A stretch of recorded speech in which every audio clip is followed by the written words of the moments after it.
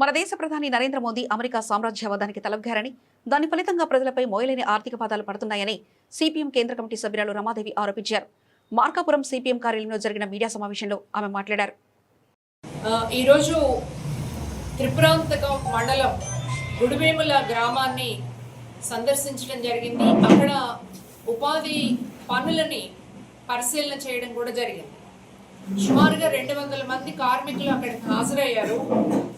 ఆ కార్మికులకి గతంలో చేసినటువంటి 2 వారాలకు సంబంధించినటువంటి పేమెంట్ వచ్చింది. కొద్దిమందికి, చాలా కొద్దిమంది పనిచేశారు. అయితే వాళ్ళకు పడుతున్నటువంటి వేతనం కనుక చూసినట్లయితే 1000 రూపాయలు, 1200 ఇంకా కూడా తక్కువ పడినటువంటి పరిస్థితి ఉంది. వాస్తవంగా ఈరోజు వర్షం పడింది కాబట్టి అక్కడ పని కూడా స్టార్ట్ కాలేదు.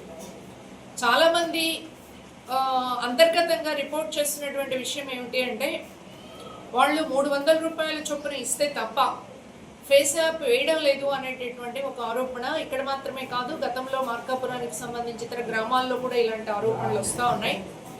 ఇది వాస్తవంగా పైనున్నటువంటి అధికారులు పనులు జరగకుండానే ఉపాధి కార్మికులకు సక్రమంగా పని ఇవ్వనందువల్ల జరుగుతున్నటువంటి ఒక పెద్ద ప్రమాదం ఇది. గతంలో సమ్మర్ అలవెన్స్ ఇచ్చేవాడు.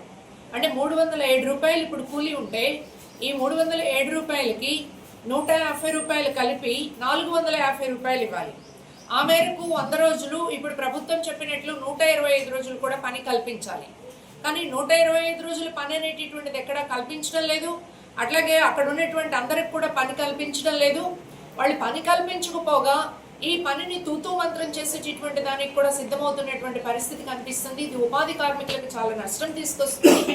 జిల్లా ఉన్నతాధికారులు, జిల్లా పీడీ, అలాగే కలెక్టర్ జోక్యం చేసుకొని ఇక్కడ మార్కాపురం వెనకబడినటువంటి జిల్లా, అత్యధిక శాతం ఉపాధి పనులు జరగాల్సినటువంటి జిల్లా, ఇక్కడ ఉన్నటువంటి రైతులు కూడా కష్టపడే రైతులు, పేద రైతులు, ఈ రైతులకి కూలీలకి ఇద్దరికి కూడా ఈ ఉపాధి పథకం అమలు సక్రమంగా జరగాలి అంటే మొట్టమొదట అసలు ఏ రకమైనటువంటి భూమి లేనటువంటి వ్యవసాయ కూలీలకి, దళితులకి ప్రాధాన్యత ఇచ్చి వాళ్ళకి 100 రోజులు పని పూర్తయ్యేటట్లు, అలాగే ఆ తర్వాత ప్రాధాన్యతల వారీగా పని ఇచ్చేటటువంటి పద్ధతి జరగాల.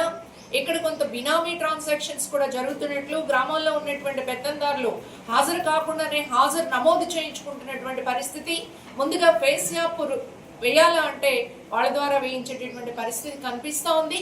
అంతేకాదు ఆ గ్రామంలో శ్మశానం కూడా లేకుండా రోడ్డు ప్రక్కన వాళ్ళ శవాల్ని, శవం మీద శవం పాతి పెట్టుకోవాల్సినటువంటి పరిస్థితి వస్తూ ఉంది.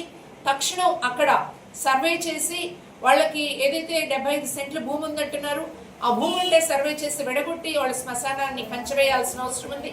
లేదు అక్కడ ఎక్వైర్ చేసి ఇవ్వాల్సినటువంటి అవసరం ఉందనేటటువంటిది మేము డిమాండ్ చేస్తూ ఉన్నాం. డి రమాదేవి, వ్యవసాయ కార్మిక